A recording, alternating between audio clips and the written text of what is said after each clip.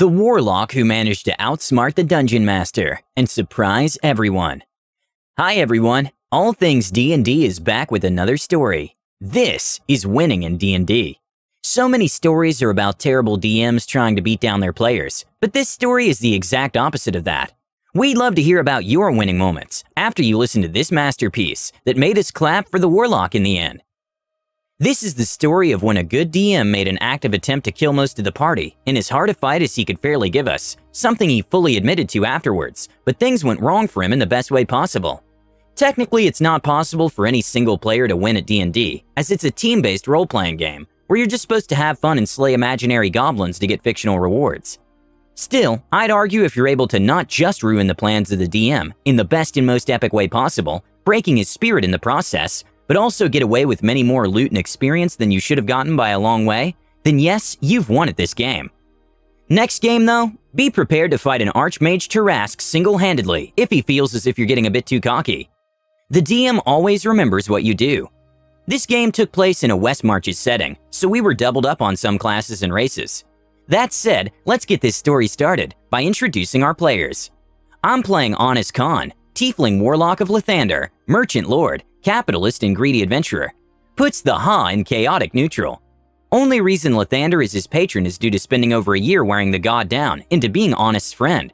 Basically, I played Honest as a ridiculously cartoonish Satan, mixed with Monty Burns from The Simpsons, and Del Boy from Only Fools and Horses.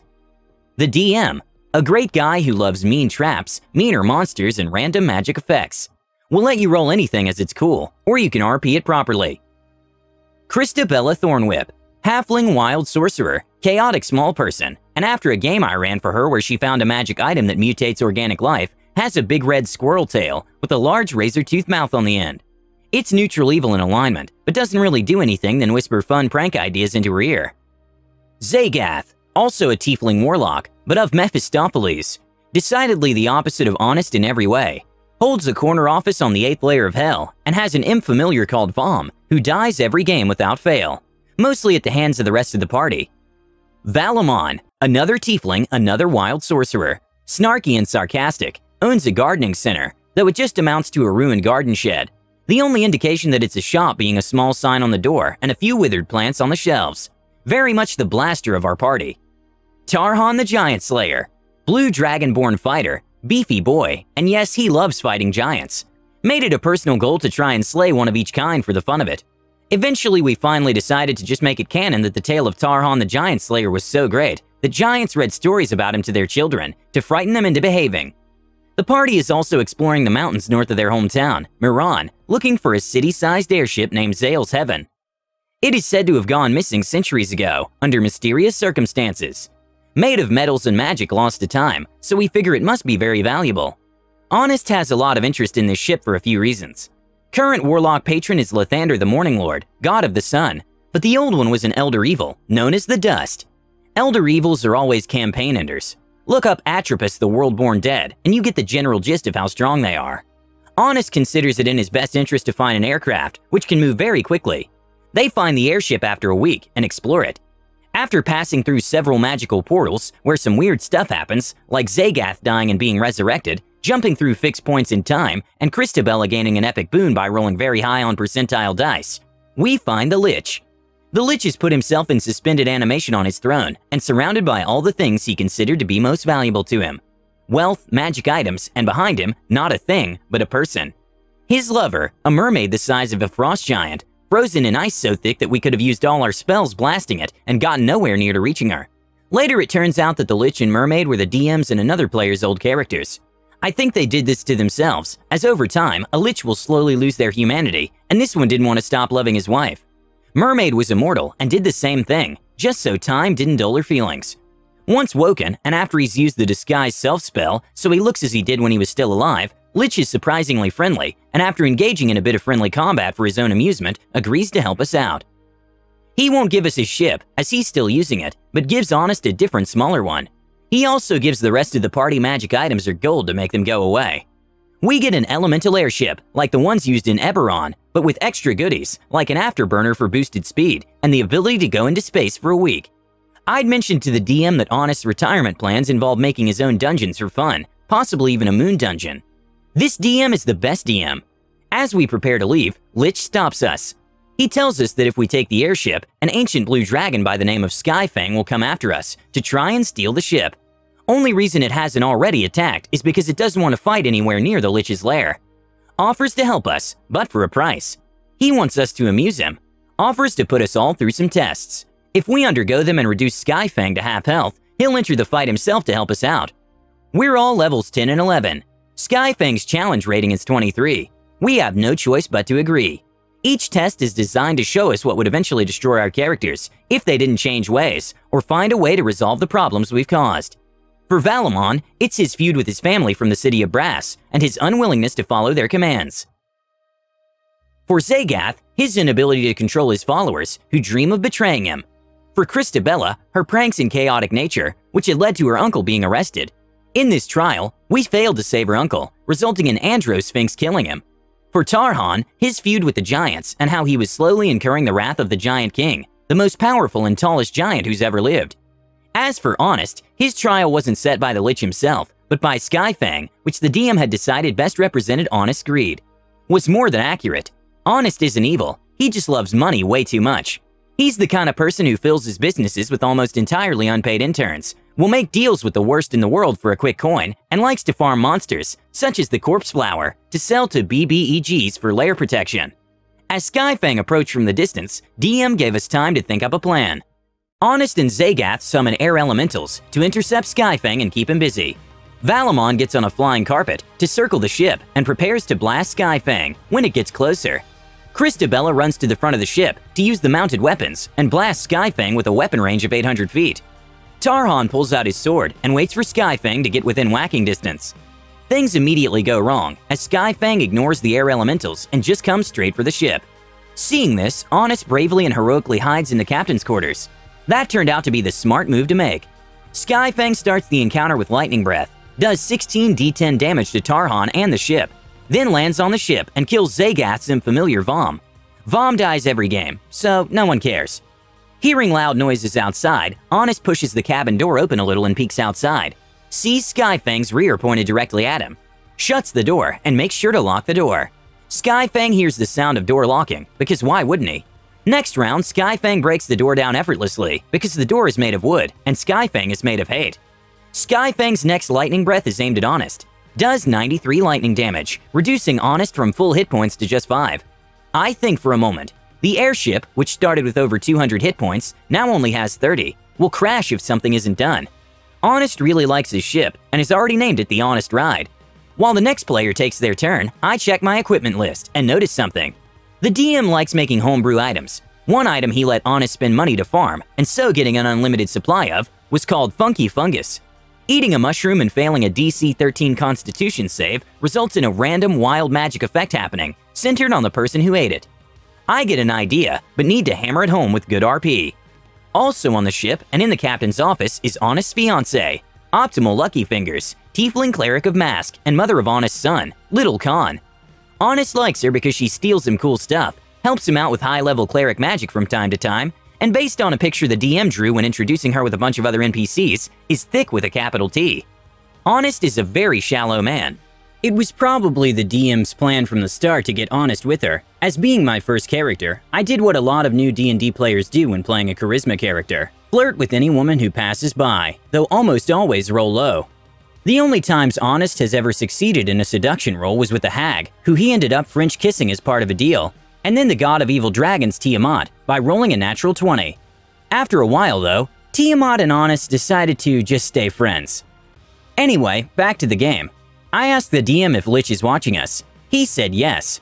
Nodding, Honest turns to Lucky Fingers and simply says, "Go, you're more important than this ship." Lucky Fingers takes their son and teleports out. Skyfang is 20 feet in the air off the starboard bow. Honest steps outside of the captain quarters with a bag of funky fungus. He shoves all the mushrooms into his mouth and polymorphs into a giant ape, then jumps off the side of the ship and attempts to grapple Skyfang. As I finished describing all of that, I told the DM that I swallow all the mushroom and willingly fail all my saving throws. The DM is silent at this. He remains silent for a long time. DM is thinking very hard. Finally, he asks me to roll contested athletics. I roll athletics for Honest Khan's giant ape form, which I like to call King Khan. I only roll a 7, but giant apes have the athletic skill on their stat block. Total score is 16. DM rolls in front of everyone. Rolls a 2. Even with Skyfang's ridiculous strength, he still only gets a total of 11. The DM is deathly silent as he tries to process what to do. Is silent for 5 minutes straight. He considers using the Net Librum of Random Magical Effects, a free online list of 10,000 random effects for when magic goes wrong. He's used this list a few times before, and it saved characters more than once with lucky rolls. Thought he'd use that to decide on this, but the DM decides that what has just happened goes beyond even using that. Also considers just killing off Honest, but doesn't. Eventually he decides on something. As you swallow all the funky fungus, your polymorphed body begins radiating rainbow light, which illuminates the entire airship and can be seen from beyond the horizon. As your skin begins to bubble, you feel it melt into Skyfangs. The two of you are fusing together from the sheer force of magical energy and becoming a single entity, the DM said. There is silence from the entire table at this. The Lich saw all this, right? I asked. He did, the DM said. He saw Honest telling Lucky Fingers, his fiancée, to save herself before possibly sacrificing himself to save the rest of the party? He did, the DM said. Is he impressed? The DM being very reluctant. Yes, as the fusion takes place and you feel yourself altering beyond recognition, time stops. The world turns to shades of black, white, and gray, and the Lich appears. He saw everything that happened, and not only is he impressed, he'd like to make you an offer. 3 options you can choose from, which will decide your fate. This is what the DM finally decided on. Option 1. Lich will blow up the dragon and Honest. They'll both die, but that'll be the end of combat. The Lich will then take the party and ship to their home safely. I don't even consider this option. Honest wouldn't want to die, and I want to keep playing as him for as long as possible. Option 2. Allow the fusion to continue.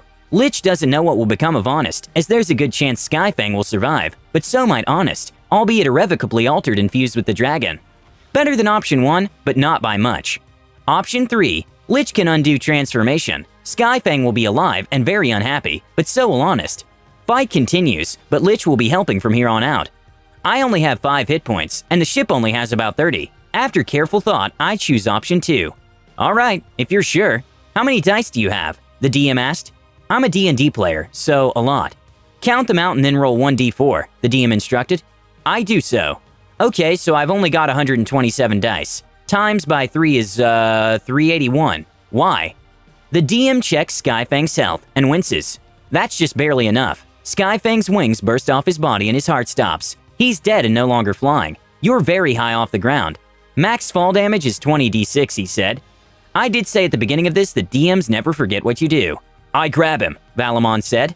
What? The DM asked, perplexed. I have a hand free, right? I asked. Sure.